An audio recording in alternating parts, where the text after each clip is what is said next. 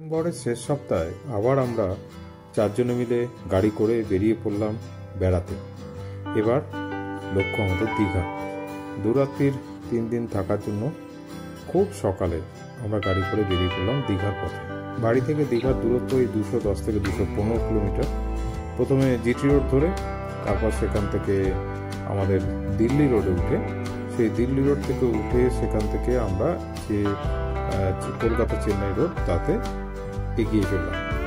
সকাল 5:30 পৌনে 6 নাগাদ বেরিয়েছিলাম। আমাদের প্রথম যে হল্ট সেটা হলো কোলাঘাট। প্রতিবারের মতো কোলাঘাটে একদম শুরুতেই এবার একটি রেস্টুরেন্টে আমরা ঢুকলাম। সেই কোলাঘাট রেস্টুরেন্টে ঢুকে আমরা ব্রেকফাস্ট করলাম।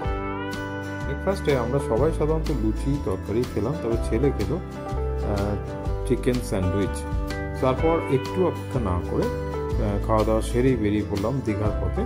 কোলাঘাট থেকে এগিয়ে বাঁদিকের রোড ধরলাম এবং আমরা আমাদের যে হোটেল যেখানে থাকা সকালেই বুকিং করেছিলাম ফোন করে, অর্থাৎ সৈকত আবাস, সেখানে পৌঁছে গেলাম। সৈকত আবাসে ঢুকে গাড়ি পার্ক করে আমরা প্রথমেই ওদের যে গার্ড তার থেকে উষ্ণ অভ্যর্থনা পেলাম। তারপরেই সেখানে আমরা যে রিসেপশন এরিয়া, রেস্টিং প্লেস রয়েছে, রিসেপশন এরিয়া একাধিক ঘড়ি রয়েছে যেগুলো বিভিন্ন দেশের সময় নির্দেশ করে। জায়গাটিও সুন্দর। সেখানে আমাদের যে ফর্মালিটিসগুলো রয়েছে, গ্রাউন্ড ফ্লোরের করিডোর ঘর 112, ঢুকেই প্রথমে বাথরুম, আর এদিকে হচ্ছে এই ওয়ার্ডরোব, কিছু হ্যাঙ্গার, কম্বল, লকার মতো দেয়া আছে, ড্রয়ার মতো। এরপরে ঘরের মূল জায়গা প্রবেশ করার পর দেখা যাচ্ছে যে একাধিক চেয়ার রয়েছে। এই চেয়ারে অবশ্য দু একটা সামনে ব্যালকনিতে রাখা হয়েছে। একটা বিরাট আয়না, তাদের আমার মেয়ের নাচ শুরু হয়ে গেল। সামনে একটি বড় আয়না, সামনে ড্রেসিং টেবিল, ব্যাগ রাখার জায়গা, একাধিক প্লাগ পয়েন্ট, সুইচ, গ্লাস, জলের বোতল, অ্যাস্ট্রে। এর সাথে রয়েছে ইন্টেরিয়ার ডেকোরেশনটা দেখুন, প্রচুর আলো, সঙ্গে এসি রয়েছে, বিরাট একটি টিভি, সে টিভি কার্যকর। সে টিভির নিচে অবশ্যই রয়েছে দারুণ দেখতে টেবিল, সেই টেবিলে ব্যাগ রাখা আমাদের রয়েছে। সবে আমরা প্রবেশ করেছি, রয়েছে সেখানেও একটি ড্রয়ার, তা আমাদের প্রয়োজনীয় জিনিসপত্র রাখার জন্য। নিচে জুতো রাখা যায়। বেড, একটা ডবল বেড, একটা সিঙ্গেল বেড। এই ডবল বেড আমরা 3 জন ছিলাম, আমাদের বালিশপত্র দেওয়া হয়েছিল তার জন্য।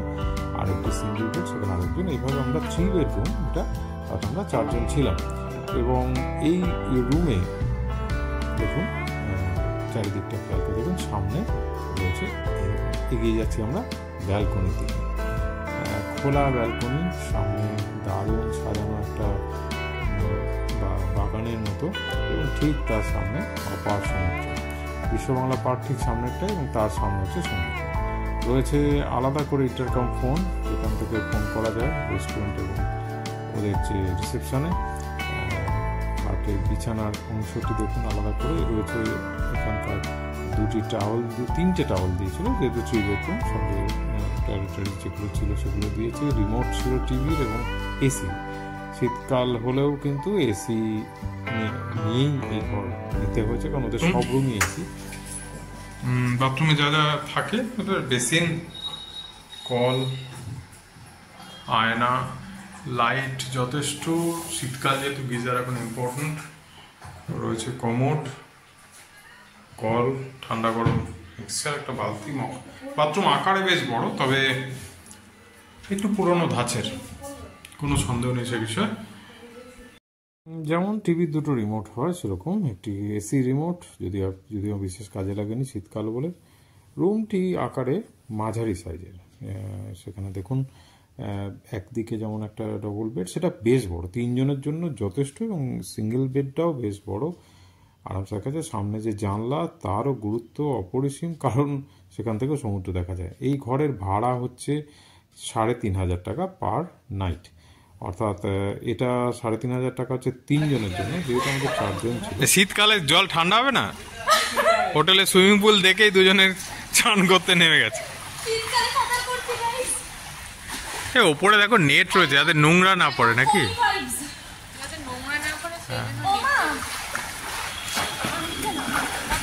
সুইমিং পুলটা বেশ বড়ই আছে, খারাপ না। গ্রাউন্ড ফ্লোরের করিডোর, পর পর ঘর এখানে। এটা হোটেলের পিছনের জায়গা, অনেক জায়গা ফাঁকা পড়ে রয়েছে, হয়তো অন্য কোনো কাজ। এই যে জেনারেটর 24 ঘন্টা ব্যাকআপ। এই হোটেলের নবতম সংযোজন হচ্ছে এদের নিজস্ব পার্কিং। আগে এদের নিজস্ব পার্কিং ছিল না, সামনে ডিএসডি এর পার্কিং গাড়ি রাখতে হতো। এখন কিন্তু হোটেলের পিছন দিকে বিরাট বড় পার্কিং এর জায়গা, সম্পূর্ণ তালাবন্ধ থাকে, ভীষণ নিরাপদ। যারা গাড়ি নিয়ে আসবেন তাদের জন্য দারুণ ব্যবস্থা এই পার্কিং এর, এবং এটা কিন্তু দারুণ ব্যাপার। সঙ্গে ফোয়ারা রয়েছে, ফোয়ারা যদি অ্যাক্টিভ ছিল না। দেখুন দারুণ লন, সারাদিন এখানে বসেই কেটে যায়। সামনে হোটেল, প্রত্যেকটি রুম হচ্ছে সি ফেসিং, প্রত্যেকটি রুম থেকে সমুদ্র দেখা যায়। আসুন একটি ডবল বেডরুম দেখাই, 102 নম্বর রুম, এই গ্রাউন্ড ফ্লোরেরই। ঘরটি ফাঁকা ছিল বলে আমাদের দেখার সুযোগ আছে। ঘরে ঢুকেই প্রথমে ওয়াশরুম রয়েছে, যেটা পরে দেখছি আমরা, এবং শুরুতে আমরা ঘরে প্রবেশ করি।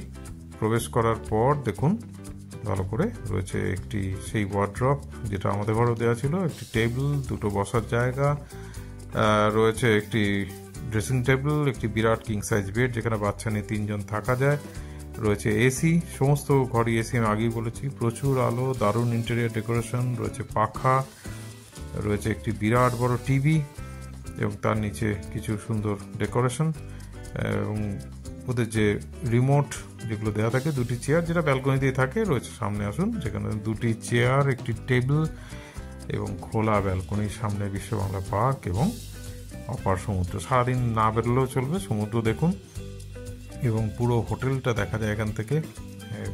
হয়তো অন্য কোনো সময় স্পট অ্যাক্টিভ থাকে।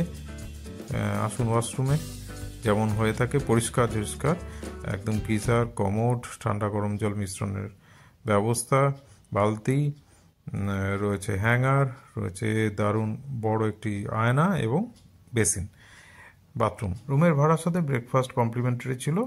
ব্রেকফাস্টে ছোলা ভাটুরে ছিল, ছোলা এমনিতে আলাদা করে, সঙ্গে ওইভাবে প্লেট নিয়ে ব্যবস্থা ছিল, ডিম সেদ্ধ ছিল প্রত্যেকের জন্য, এবং আরেকটা দিন যেদিন, সেদিন ছোলা ভাটুরের বদলে লুচি তরকারি দিয়েছিল, ওই একই স্টাইলে দিচ্ছিল। যা বেশিরভাগ মানুষই কিন্তু ছোলা ভাটুরে বা লুচি তরকারি নিচ্ছিল, সঙ্গে ডিম সেদ্ধ নিচ্ছিল। এছাড়া চিড়ের পোলাও ছিল, সেটা খেতে কিন্তু দারুণ টেস্টি। আমরা কিন্তু ছোলা ভাটুরে বা লুচি যে দুদিনের সাথেই নিয়েছিলাম ওটা।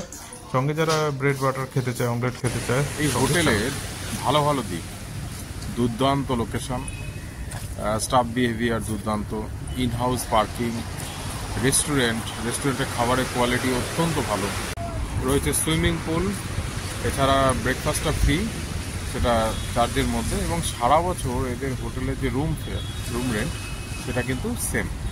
সারা হোটেল জুড়ে প্রচুর সিসিটিভি ক্যামেরা আছে, ফলে নিরাপত্তার দিকটা সুনিশ্চিত। বাইরে সবসময় গার্ড থাকে, এটাও একটা ভালো দিক। আর সবথেকে বড় কথা যে রুম কোয়ালিটি, সেটাও কিন্তু বেশ ভালো। কি বা খারাপ দিক বলবো না, ত্রুটি কি? নাম্বার 1, তুলনায় হোটেলের ভাড়া একটু বেশি। নাম্বার 2, যারা শীতকালে আসছেন এসি সহই কিন্তু ভাড়াটা নিচ্ছে, এসি চার্জ কমাচ্ছে না। এটা করতে পারতো যে শীতকালে যেহেতু এসি চলছে না, 500 টাকা করে কমাতে পারতো, সেটা হচ্ছে না। যে রেস্টুরেন্টের যে খাবার, তার পরিমাণটা একটু কম মনে হয়েছে, এবং ব্রেকফাস্টের যে মেনু, সেই সংখ্যাটা একটু কম, সেটা আপনাদের দেখিয়েছি। সমুদ্রের একদম কাছে, যারা সমুদ্রের কাছে থাকতে পছন্দ করেন তারা অবশ্যই এই হোটেলটা মানে নিয়ে নিতে পারেন, খুবই ভালো লাগে। বয়স্ক মানুষদের তো আরও সুবিধা হবে, একদম সমুদ্রের ওপরে কোনো কষ্টই নেই।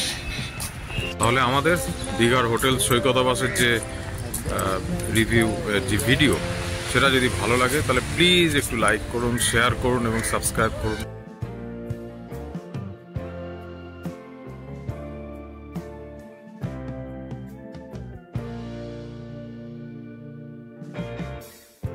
I wanna hear about everything you're ever thinking. You know that I তার সময় কিন্তু গাড়ি চালিয়ে আমরা ওই শঙ্করপুর, তাজপুর ধরে যে সৈকত সরণি যেটা, সেটা ধরে ফিরেছিলাম। আপনারা যদি গাড়ি নিয়ে আসেন অবশ্যই যাবেন। সমুদ্রের ধার দিয়ে বাড়ি ফিরতে কিন্তু দারুণ লেগেছিল।